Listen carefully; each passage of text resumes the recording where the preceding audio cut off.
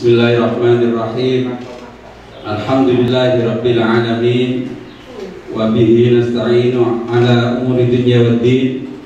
Wassalatu wassalamu ala asyrafil anbiya wal mursalin wa ala alihi wa sahbihi ajma'in. Amma ba'du. Yang mulia, yang kami hormati Bapak Wakil Bupati Pasuruan sekaligus pengasuh Pondok Pesantren Terpadu Al Yasini Al-Mukarram Kiai Haji Abdul Mujib Imran SHMH. Yang terhormat Bapak Direktur KSKK Madrasah Inti Agama Republik Indonesia Bapak Profesor Dr. Haji Muhammad Isam MAG. Yang kami hormati Bapak Kepala Bidang Pendidikan Madrasah dan Kemenak Provinsi Jawa Timur Bapak Haji Santosa SAG MPD. Yang kami hormati Bapak Kepala Kantor Kementerian Agama Kabupaten Pasuruan Bapak Haji Saiful Hadi SAG MPI, Bapak Kasih Penma Kabupaten Pasuruan Bapak Haji Bustarul Arifin MPD. Yang terhormat yang kami hormati Bapak Kepala Mandua Pasuruan Bapak Dr. Haji Muhammad Irfan Zudi MPD. Alhamdulillah, siang hari ini kita ditakdirkan oleh Allah untuk bermuat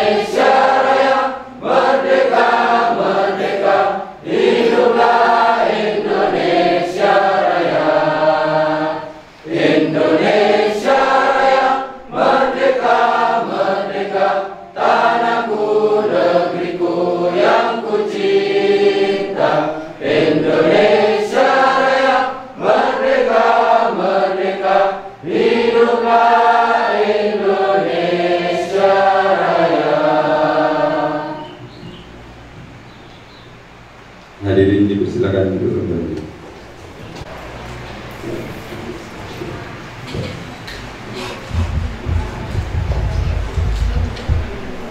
Assalamualaikum warahmatullahi wabarakatuh.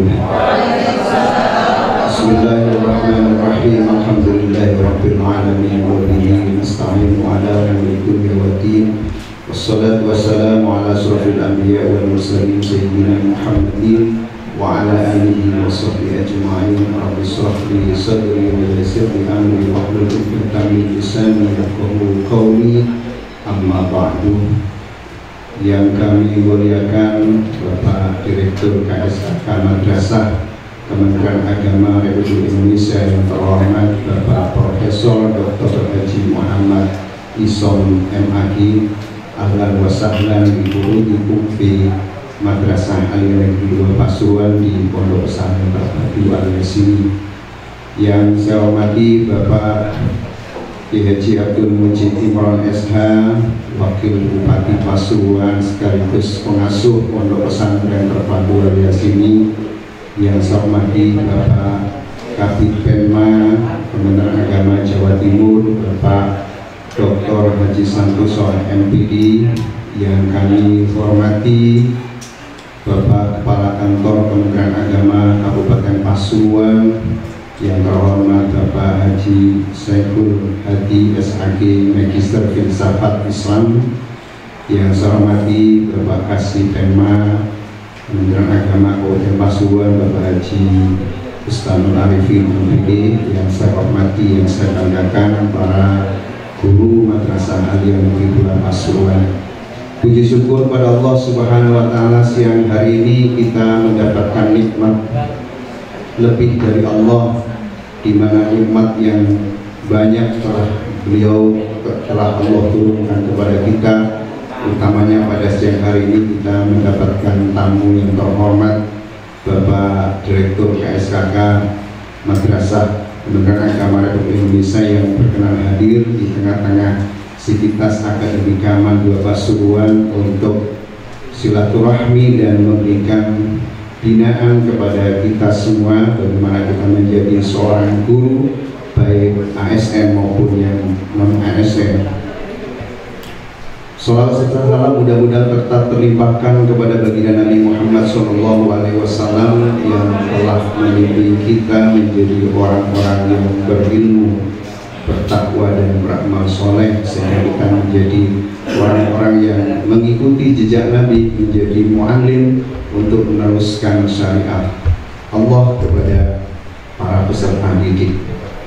Bapak Ibu yang saya hormati, Bapak Direktur yang saya banggakan, alhamdulillah kami ucapkan selamat datang di Man 2 Pasuruan. Kami merasa sangat berterima kasih di tengah-tengah kesibukan panjenengan bisa hadir di Man 2 bersama juga dengan Bapak Kabid Penma Jawa Timur, Bapak Wakil Bupati yang seharian penuh bisa meluangkan waktu, bisa menemani kami, bahkan beliau menemani setiap saat di Man 2 Pasuruan.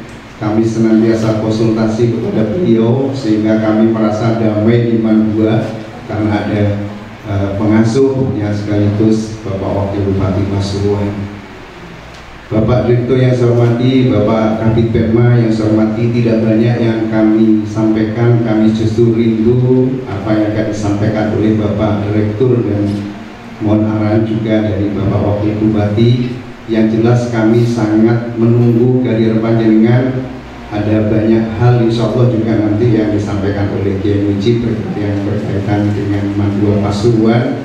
Sedikit yang saya sampaikan, gedung ini alhamdulillah kami ucapkan terima kasih telah dibangun SBSN tahun anggaran 2021 yang sudah ditempati tanggal 19 Februari tahun 2022 dan diresmikan juga oleh Bapak Wakil Bupati dan Bapak Kepala Kantor Kementerian Agama, sebelum pada akhirnya secara simbolis diresmikan oleh Pak Menteri Agama Republik Indonesia di Surabaya.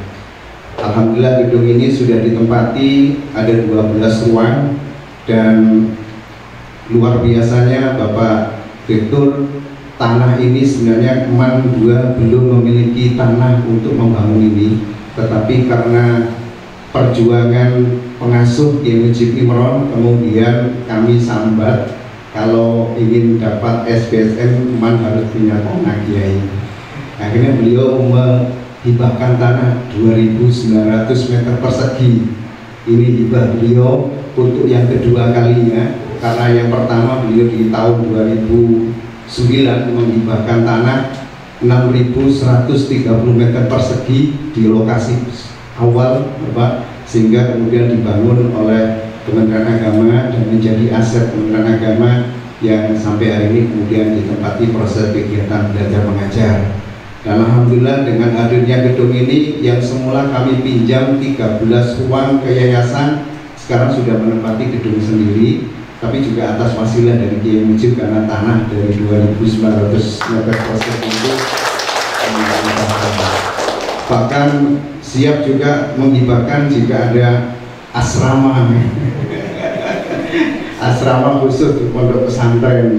Oleh karena itu saya percayakan penuh kepada Pak Direktur, pasti Man 2 ini yang berangkatnya dari penegrian banyak fasilitas-fasilitas yang belum tersedia, sehingga mudah-mudahan beliau insya Allah adalah orang asli Jawa Timur dan juga orang dari Nahdlatul Ulama. Saya yakin beliau pasti akan memperhatikan madrasah di lingkungan pondok pesantren. Oleh karena itu, saya tidak banyak menentukan karena nanti khawatir saya terlalu banyak meminta. Jadi insya Allah Pak Direktur akan paham itu semua, namanya penegrian, fasilitas pasti masih bertahap dan akan dipertimbangkan oleh Bapak Direktur untuk standar dan sama sebanding dengan teman-teman yang sudah ada. Saya kira itu Bapak Direktur, Bapak Kabid Penma, Bapak Kepala Kantor dan Bapak Wakil Bupati, Pak Kasih Penma, terima kasih atas kehadirannya, mohon arahannya Bapak, terima kasih atas kekurangan kami dan tidak sopannya kami mohon maaf yang sebesar-besarnya. Wallahu muwaffiq ila aqwamit thoriq. Wassalamualaikum warahmatullahi wabarakatuh.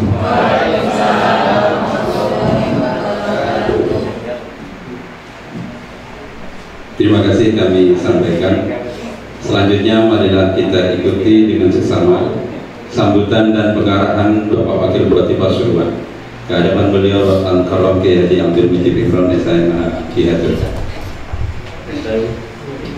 Assalamualaikum warahmatullahi wabarakatuh. Alhamdulillah Salat wassalamu ala Sayyidina Muhammad wa ala alihi wa sahbihi wa yamin ma'ah wa bishahri sadri wa sir'amri wa hir'amrikan wa lisani yaqulu. Amma ba'du, tamu kita yang kita banggakan kita seperti Profesor Dr. Isam Ikom. Beliau memang kader seperti yang disampaikan Pak Irfan, dan insya Allah 24 karat.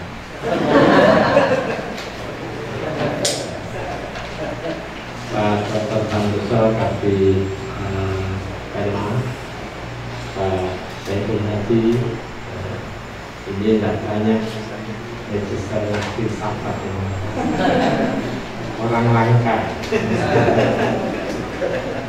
Terima kasih Pak Ustadzul Arifin, ini juga masih keluarga dengan saya. Kasih Penma. Enggak, maksudnya Pak Saiful Hadi tidak aman tetap.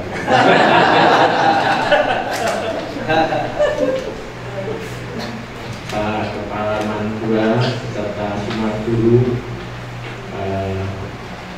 itu Bapak yang kami hormati.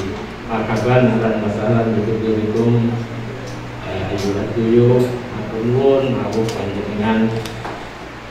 Kami merasa bangga mendapat kehormatan tamu kita yang luar biasa dalam kedudukannya menyempatkan waktu juga ke Mandua.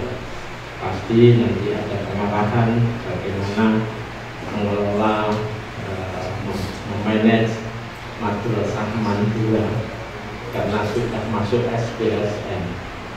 Seperti yang saya sampaikan waktu kita mau menempati, betul meresmikan Pak Direktur mau menempati keselamatan jenazah. Ngomongnya belum betul lepas ke keselamatan. Nah, waktu itu saya sampaikan ini sudah hidup megah seperti ini, kita harus syukur.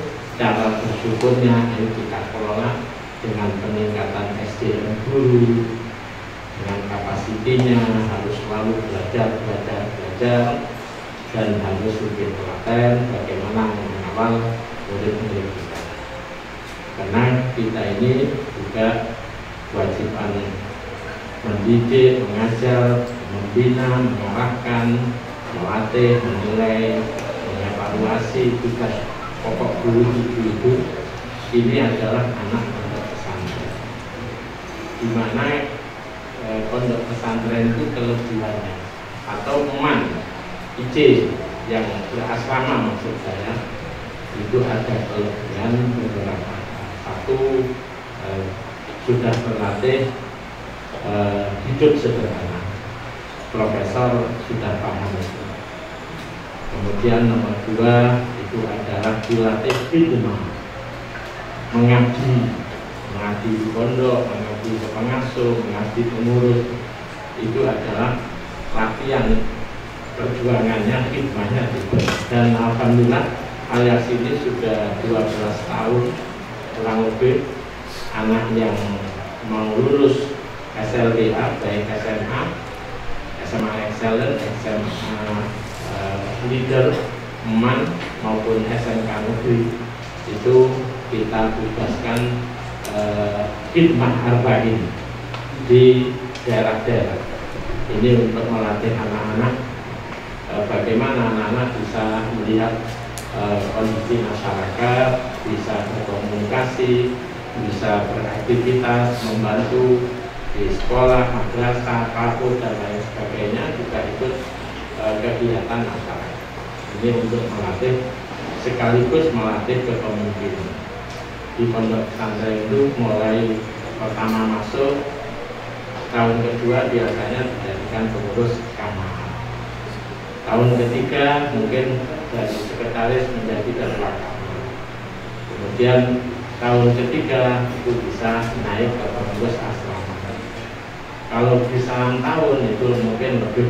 Nah itulah latihan-latihan di pondok pesantren. Nah bagaimana di lembaga formalnya ini tinggal panjenengan memicu bagaimana anak-anak itu tambah semangat, cita-cita tambah tinggi, tambah semangat. Kami mendapatkan dari MAN 2 ini banyak yang beasiswa ke Mesir, ke Yaman, ke Maroko, atau justru di UIN Jakarta. Karena alhamdulillah kami punya ponakan langsung lulusan UIN Jakarta, itu awal membuka jurusan kedokteran. Keponakan saya Kholidatul Husna menjadi mahasiswa pertama kedokteran, dan alhamdulillah itu adalah kumlot dan terbaik seluruh UIN Jakarta waktu wisuda, dan dia yang diberi. Dan alhamdulillah tahun ini Kholidatul Husna sudah spesialis penyakit dalam dan membantu di rumah sakit daerah Bangil, kemudian diminta membantu di klinik Pondok Pesantren Halwa, juga diminta membantu di kliniknya Habib Taufik. Dan alhamdulillah kok mendapatkan panggilan, yaitu sebagai petugas kedokteran untuk haji sekarang. Jadi di Mekah nantinya tempatnya 66 hari, kemudian juga ke Madinah. Dan alhamdulillah juga adiknya itu lulusan kedokteran UI, lulus alhamdulillah. Nah ini kami kepingin, jadi lulusan MAN ini tidak kalah dengan lulusan SMA Negeri 2 Pandaan yang terkenal. Beberapa dekade tahun yang lalu dari SMK Leader justru selama 10 tahun kurang lebih itu tiap tahun ada beasiswa ke Cina. Nah, bagaimana ini kita tingkatkan terus? Insya Allah anak-anak punya potensinya justru ada nilai plus. Nilai plus apa? Anak-anak itu biasa berjamaah sholatnya. Anak-anak itu biasa juga qiyamul lail, Nah, justru ini adalah potensi. Tinggal Bapak Ibu guru, Bapak guru ini monggo bismillah. Bagaimana anak-anak itu punya cita-cita yang tinggi, punya semangat. Saya juga begitu. Kalau saya ngaji di pondok pesantrennya, saya selalu memotivasi, mencuti anak-anak, tapi mencut dalam artian semangat, terus semangat. Menjaga semangat itu penting. Dan kemudian sudah barang tentu sekarang era digitalisasi. Ini tidak boleh tidak menurut Prof. Pak Dr. Handoso dan Pak Kakang Mainang ini sama ini pulau Mas Jemblem ini online. Nanti insya Allah umpamanya memiliki program digitalisasi, insya Allah anak-anak itu tambah semangat, gurunya tambah semangat. Jadi muka-muka pulau boten kaji jaluk, boten sungkan kalau tapi eranya memang era digitalisasi. Kami berharap juga MAN juga punya program bagaimana caranya, karena sudah MAN 2, sudah punya trust, monggo bareng-bareng ini kita membangun asrama lagi, tapi sementara bukan untuk MAN, bukan untuk maksudnya pengen nanti kita siapkan Prof, tanahnya kita siapkan khusus untuk MAN 2 tapi dulu program tak harap isi. Ini yang bisa saya sampaikan, mudah-mudahan amal kita diterima dan kita memberikan tanah itu karena dulu abah saya memberikan kepada putra putrinya, dan dulu abah punya sekolah madrasah Hidayah. Lihat waktu itu zamannya Pak Soeharto masih SD, itu belum punya tempat, akhirnya Hidayah itu kaki disuruh menempati puluhan tahun, itu mulai SR sampai SD. Waktu itu saya kelas 4 baru pindah ke SD. Nah, dari situ kami kalau ada tanah, ya alhamdulillah untuk yang pengembangan ketiga ini hampir 17, ini masih ke barat lebih 100 meter. Ini juga di sana itu SMK juga kami beri, SMK negeri awal ya 6.000 lebih. Kemudian SMP negeri kami kasih juga 6.000. Lah MAN ini 100% mundur, bukan buktinya. Kemudian juga yang lain semuanya 100% mundur. Kita lebih fokus untuk nabiyah di pondok pesantren. Kalau kaki kita serahkan kepada yang MAN ya. Terima kasih Pak Dr. Santoso. Terima kasih khususnya kepada Prof. Isom, tenaga Pak Kakan Mena, Pak Kasih Kena, matur nuwun sangat. Guru-guru sedoyo matur nuwun atas ikhtiar panjenengan kula mentak. Dan alhamdulillah dari MAN ini banyak yang diterima di perguruan tinggi negeri. Tapi kekuatan rohani anak-anak harus terus diperkuat agar supaya tidak kaget di dalam melihat bagaimana dunia luar seperti di Malang, Surabaya, Jember dan lain sebagainya. Intinya doktrin Ahlus Sunnah wal Jamaah an-Nahdiyah itu penting yang terakhir. Karena sekalipun Ahlus Sunnah itu tidak hanya NU, tapi an-Nahdiyah itu penting. Santri kami doktrin untuk itu, karena yang bisa menjaga Indonesia insya Allah kekuatan Nahdlatul Ulama. Matur nuwun. Waalaikumsalam warahmatullahi wabarakatuh. Terima kasih kami aturkan atas pengarahan beliau. Mudah-mudahan kita semua dapat menerima dan melaksanakan untuk kemajuan MAN 2 Pasuruan.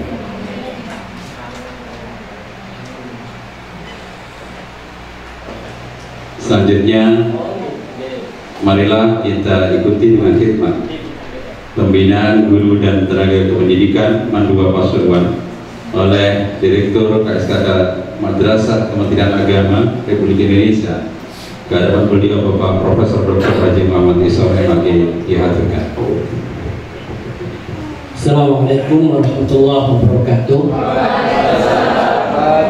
Alhamdulillahirabbil alamin, wassalatu wassalamu ala asyrafil anbiya wal mursalin Sayyidina Muhammadin wa ala alihi wa sahbihi ajma'in. Amma ba'd.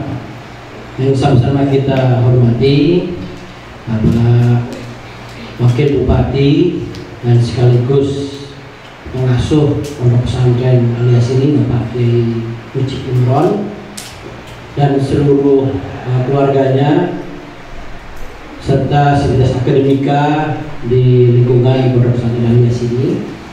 Yang saya hormati Bapak Kabid Penma Provinsi Jawa Timur Pak Dr. Santoso, Bapak Kepala Kantor Kementerian Agama Pasuruan Pak Syekhul Hadi, kemudian Pak Kasih Penma Pak Busarul Arifin dan Bapak Kepala Madrasah Mandua Pasuruan serta seluruh Bapak dan Ibu guru yang saya hormati.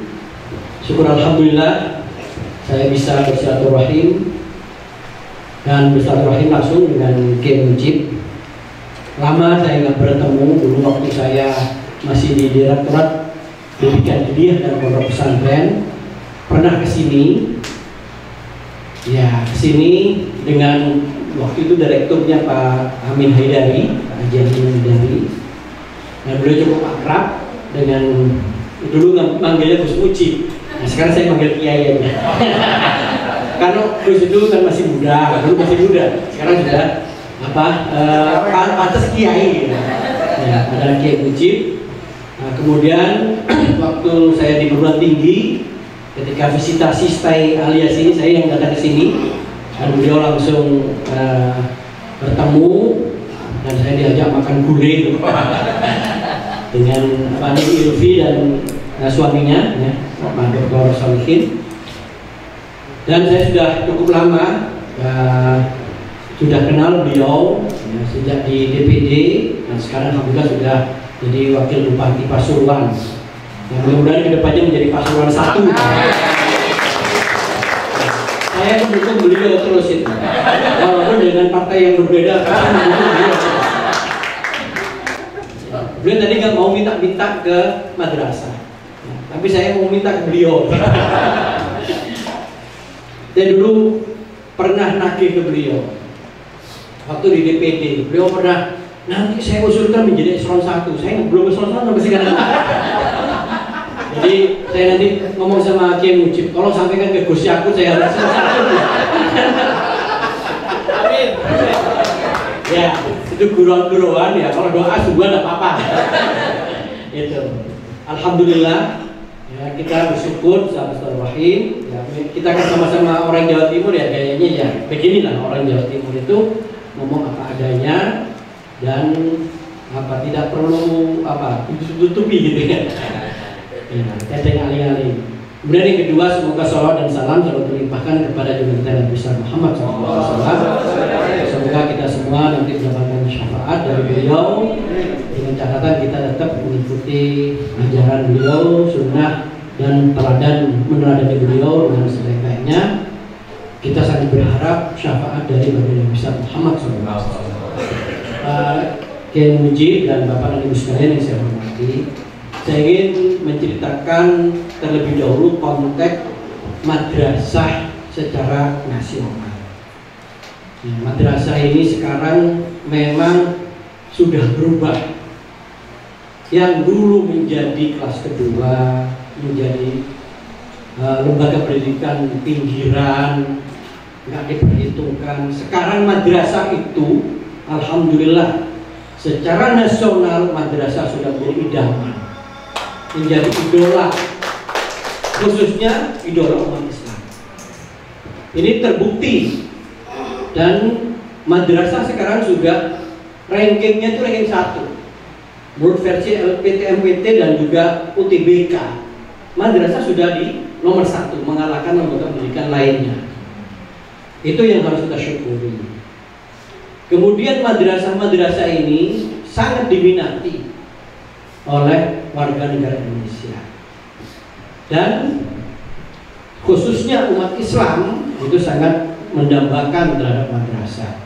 Di Papua, di NTT, di Maluku, bahkan non muslim pun banyak yang menyekolahkan anaknya di madrasah. Ini bahwa madrasah sekarang sudah menjadi idola, menjadi idaman dari bangsa Indonesia. Karena kalau orang Islam nggak bangga dengan madrasah itu terlalu, nggak bangga dengan pesantren dan madrasah itu nggak benar sebenarnya. Karena ikon pendidikan Islam untuk Indonesia yang madrasah dan pesantren. Ya.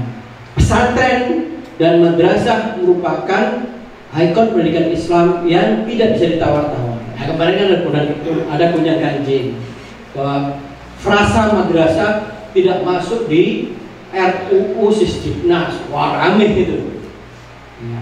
Sampai Gus Yakut dan Pak Nadiem juga menyatakan konferensi pers bahwa sebenarnya kalau Pak Nadiem ngomong madrasah ada tapi di penjelasan. Nah, Gus Yakut ngomong ada dan harus ada di batang tubuh undang-undang RUU Sisdiknas itu.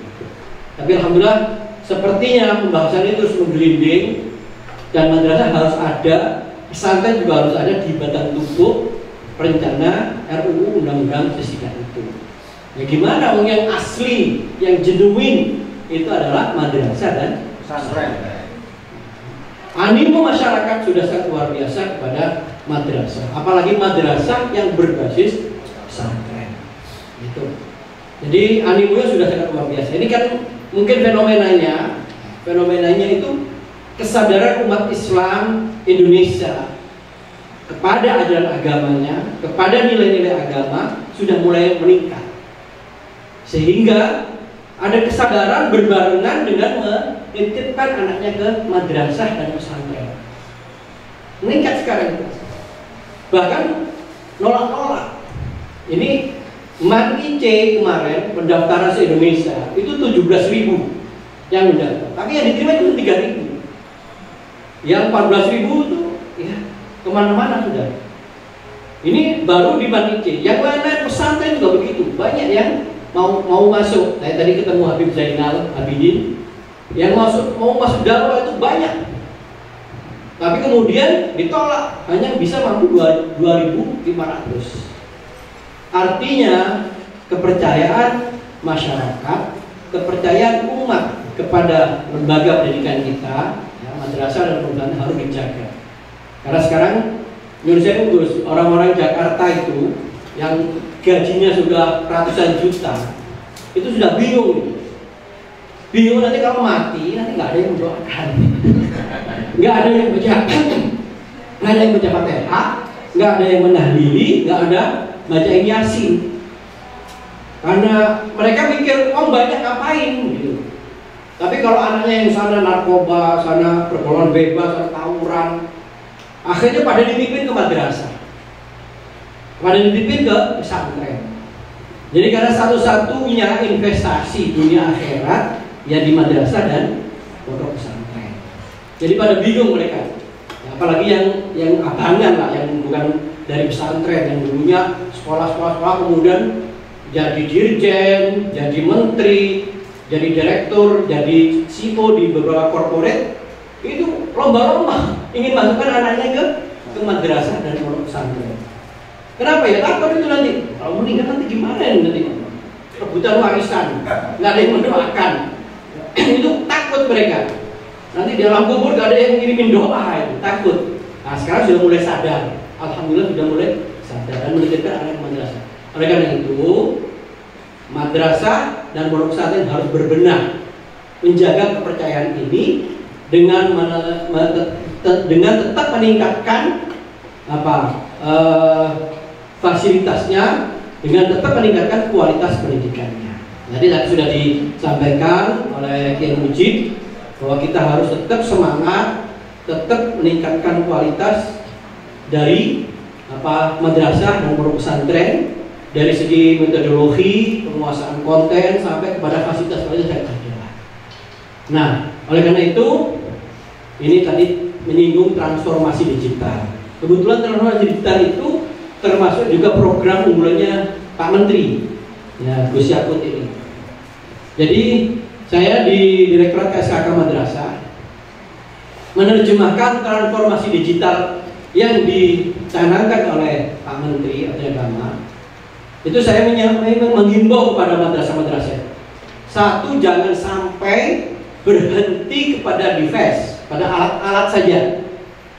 Kalau hanya berhenti aplikasi, bikin website, ya, bikin macam-macam yang sifatnya digital, ya, hanya berhenti kepada digitasi, mendigitalkan saja, itu kita akan menjadi penonton. Harus ditingkatkan dari digitasi menjadi digitalisasi, dan di situ ada kemandirian kita. Harus ditingkatkan. Digitalisasi itu seluruh proses menjadi suatu platform digital, dan kemudian kita mandiri di situ.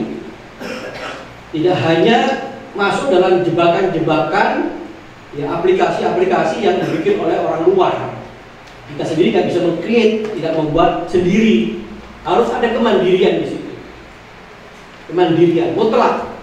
Jadi tentu program-program ke depan, ya, kita sudah melakukan, alhamdulillah, kerjasama untuk madrasah. Kita banyak dari provider-provider yang bekerjasama dengan kita. Pertama, beberapa pembuatan alat-alat teknologi yang berbasis IoT, Internet of Things. Itu luar biasa anak-anak madrasah kita, dan berbasis pada persoalan-persoalan real di masyarakat. Misalkan untuk petani bawang, gitu, anak-anak di Brebes, itu bagaimana memantau supaya bawang itu tidak kena hama, airnya pH tanahnya normal, dan airnya juga itu melalui drone. Drone itu berbasis IoT. Itu sudah ada, dan kemarin sudah difinalkan masuk 5 besar, bagus-bagus. Anak-anak madrasah membuat prototipe teknologi yang berbasis IoT. Di samping robotik, ya. Dan sekarang madrasah sudah mulai mendidik anak-anak mengcoding. Ya, ada program 1000 coding, ya, untuk anak-anak madrasah. Jadi supaya apa? Tujuannya kita supaya tidak menjadi penonton, tetapi kita menjadi pemain, kita yang menentukan dan kita yang meng-create kemajuan-kemajuan itu dari proses digitalisasi, ya, dengan platform digital. Kemudian nanti tentu yang ketiga, kita harus tidak boleh meninggalkan sinergi dan kolaborasi. Sinergi dan kolaborasi ini bekerja sama, dan kita tidak bisa maju dengan sendiri. Untuk konteks sekarang kita harus bareng-bareng. Maka transformasi digital itu mutlak. Maka untuk madrasah ini saya buka bocorannya. Ada bantuan untuk CBT, silakan diakses. CBT itu computer based test yang nanti diperuntukkan untuk madrasah. Ada bantuan webinar, ya, di samping SBSN, ya. SBSN kalau Sarpa sudah wajar lah itu. Ya. Atau Mandua dapat nggak ini? Mudah-mudahan masuk ini, mudah-mudahan masuk. Proposal siapa? Proposal siapa? Ya, untuk RKB maupun untuk apa? Asrama atau CBT. Ya. Kalau sekarang Bappenas sama Kementerian Keuangan menyarankan untuk asrama stop dulu, kita kurang RKB. Nanti asrama, karena ini asrama untuk yang manicing di stop dulu untuk asrama. Jadi silakan diakses beberapa program Sarpras, mau rehab, mau RKB, mau CBT, mau mobiler, mau peralatan, mau SBSN, ya, silakan diakses. Tentu kita nanti akan kita seleksi dan kita verifikasi. Nah, itu untuk program-program yang ada di Direktorat KSNK Kementerian. Nah, kita mengutamakan transformasi digital. Nanti ada bantuan juga untuk media pembelajaran, smart TV, ya, touchscreen itu, ya, yang supaya ada nanti untuk hybrid learning itu kita mudah nantinya untuk PJJ. Jadi model TV-nya langsung touchscreen kayak di TV, penyiar TV itu. Nanti guru bisa interaktif, dan beberapa platform pembelajaran yang sudah kita siapkan. Itu untuk transformasi digital. Tentu transformasi yang lain harus juga dilakukan. Ada transformasi digital, ada transformasi kurikulum. Kurikulum sekarang itu ada Kurtilas, ada kurikulum Merdeka. Itu yang sifatnya umum, generik. Tapi kita silahkan pilih kurikulum yang paling hebat di negara manapun, di dunia manapun, silahkan. nanti ditarik, diadopsi di sini. Silakan di-combine, dimodif, di ATM, amati, tiru dan modifikasi supaya nanti bisa tidak ketinggalan berdaya saing dengan negara-negara lain. Ya, kurikulum apapun, ya, mau Cambridge, mau apa, silakan dipelajari. Kan itu istilahnya kayak menu masakan atau resep masakan. Pilih, nanti dipilih yang paling cocok, yang paling kompatibel dengan anak-anak yang ada di sini. Transformasi kurikulum dan transformasi SDM. SDM ini sekarang sangat memungkinkan. Guru tidak mutlak guru yang ada di sini. Kalau sudah medianya sudah digital, sudah berbasis internet, itu bisa borders, sudah tidak ada batas. Alias ini Mandua Pasuruan bisa bekerja sama dengan Madrasah Al-Jihad Singapura atau dengan Zaitunah di Tunis dan di mana-mana. Gurunya juga bisa lintas negara, sudah tidak ada batas, tidak ada sekat. Karena dengan madrasah yang virtual, ini kan madrasah yang dunia nyata. Nanti ada madrasah virtual, buatlah kelas-kelas virtual, dan kelas-kelas virtual itu nanti ada transformasi SDM. Gurunya pilih guru fisika yang paling hebat di manapun, nanti suruh ngajar. Pilih guru biologi, guru matematika, guru fisika. Jadi sudah tidak ada batas sebenarnya. Bahkan saya menyarankan untuk Manice saja, tidak mutlak Manice serpong disempong terus. Bisa ngajar di Sorong, bisa ya di Pasuruan ke mana? Ke Padang, bisa dari Padang bisa ke Gorontalo. Sudah tidak ada sekat sekarang dengan kemajuan teknologi.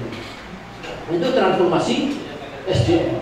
Jadi transformasi digital, transformasi SDM, transformasi kurikulum. Dan yang terakhir tentu adalah kita melakukan transformasi nilai-nilai karakter khas Indonesia, atau istilah Gus Buyut tadi, nilai apa? Transformasi Aswaja An-Nahdiyah. Ayo jangan sampai hilang itu.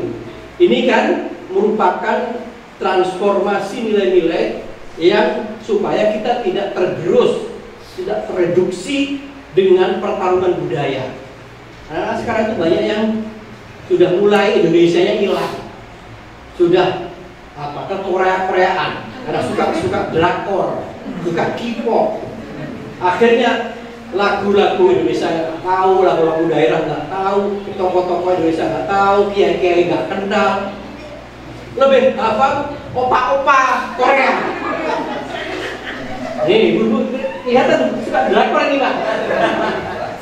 Ya, itu merupakan reduksi atau apa? Kita kalah dalam hal pertarungan budaya. Kita tidak bisa mentransformasi budaya kita menjadi go internasional.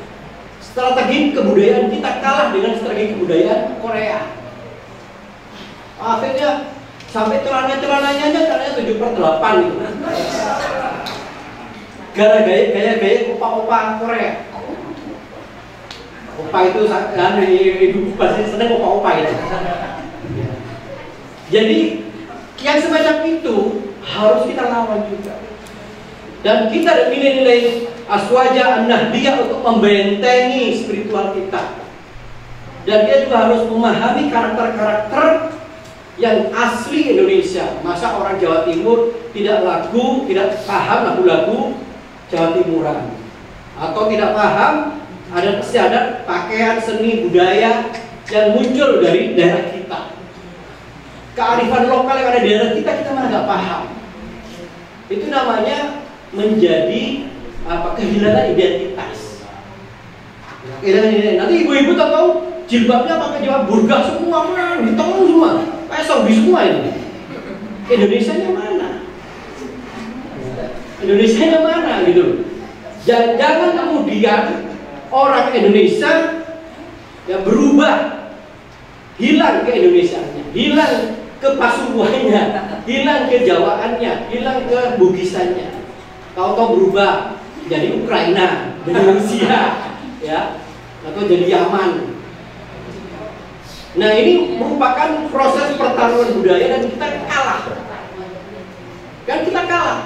Nanti pakaian kita berubah semua.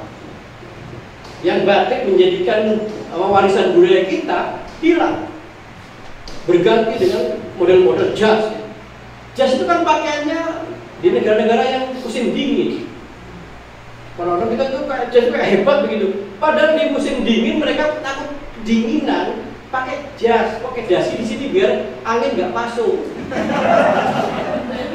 Itu memang iya betul-betulnya gitu. Saya ingat Pak Kiai Abdul Jabbar Abdullah, almarhum mantan rektor YI Surabaya. Ketika di Eropa gak mau pakai jas, ngapain? Saya bukan orang Eropa. Jadi ya memang apalagi di Indonesia pakai jas ya panas ya, cocok. Kalau bapak dan ibu ke Korea, ke Jepang, ke negara-negara musim dingin, mereka nutup aurat semua. Tapi kan musim musim panas, udah celana pendek semua. Nah, filosofi pertahanan kita terhadap budaya yang budaya asli Indonesia sepanjang kita pertahankan dengan nilai-nilai syariat Islam harus kita pertahankan. Nggak boleh kita berubah, nggak boleh kita kemudian menghilangkan itu. Dan itu warisan orang-orang tua kita, pendahulu-pendahulu kita, termasuk Pancasila dan seterusnya kan, ini warisan dan harus kita pertahankan sebagai amanah dari sesepuh kita untuk kita terus tularkan menjadi budaya Indonesia, menjadi kekayaan Indonesia. Nanti orang nggak mau ngumpul hitam begini, tahu-tahu pakai igal kayak orang Saudi itu. Padahal orang Saudi itu igal itu untuk supaya tidak kena angin. Kadang tuh anginnya kadang-kadang luar biasa, dingin, ya kan, debu. Makanya dia pakai igal, pakai baju jubah, biar nggak gampang kena masuk ke kuping dan macam-macam. Nah, kalau di kita pakai begitu, wah ini mau sunatan. Ya mudah-mudahan berarti apa? Kita harus paham budaya kita, harus paham jati diri kita. Jangan bermetamorfosis, berubah menjadi negara lain. Jangan berubah menjadi budaya lain. Sepanjang budaya kita ini punya nilai-nilai, punya kearifan, dan tidak bertentangan dengan nilai agama kita, it's okay, itu harus kita lestarikan.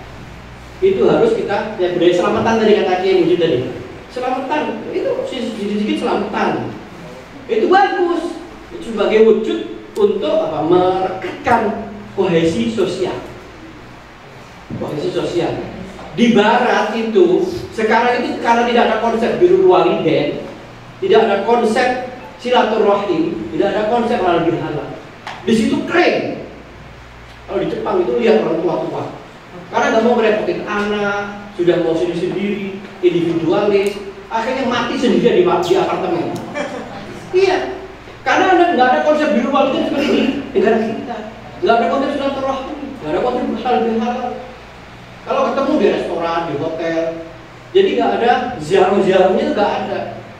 Apalagi ziarah ke ulama-ulama, ya. Negara-negara sekuler begitu. Dan di negara sekuler itu karena tidak ada konsep-konsep yang ilahiyah, konsep-konsep yang seperti kita, itu menjadi keren. Dan menjadi keren, akhirnya mereka banyak yang hopeless, yang mengalami disorientasi, akhirnya banyak yang bunuh diri, akhirnya banyak ke obat-obatan, akhirnya banyak lari ke hal-hal yang kemudian mereduksi kemanusiaan. Saya kira kita tidak boleh itu. Kita harus mampu mentransformasi budaya kita menjadi budaya yang menjadi daya tawar dalam konteks internasional. Jadi jangan kita ke bawah arus, apalagi dengan budaya pop ya. Karena budaya popnya itu yaitu drakor K-pop itu. Nah, kemudian ke bawah arus hilang. Anak-anaknya sebagai tidak tahu. Nah ini berbahaya, akan mengalami lost generation. Generasi kita akan lost, kita nggak paham budaya kita, akhirnya kita bingung. Saya sudah nggak ada batas-batas. Ini orang mana? Nggak tahu. Budaya apa kita nggak tahu. Karena sudah mengikuti budaya global, ya akhirnya tidak jelas. Nah tentu kita tidak ingin jadi orang tidak jelas. Harus punya identitas yang jelas. Saya kira gitu. Mudah-mudahan beberapa hal ini bisa mentransformasi kita semua. Ya, digital harus, ya, transformasi digital. Nanti ini kelas-kelas itu harus ada touch screen. Silakan ajukan bantuannya. Ya. Oh nanti diingetin saya, paling nanti di WA itu. Silahkan. Tentu saya memang diamanahi sama Gus Yakut untuk benar-benar memperhatikan madrasah, khususnya madrasah swasta, agar supaya kita maju bareng-bareng, ya, berdaya saing dengan lembaga-lembaga yang lain. Terima kasih. Wafaqanallah lima yuhibbu wa yarda. Assalamualaikum warahmatullahi wabarakatuh.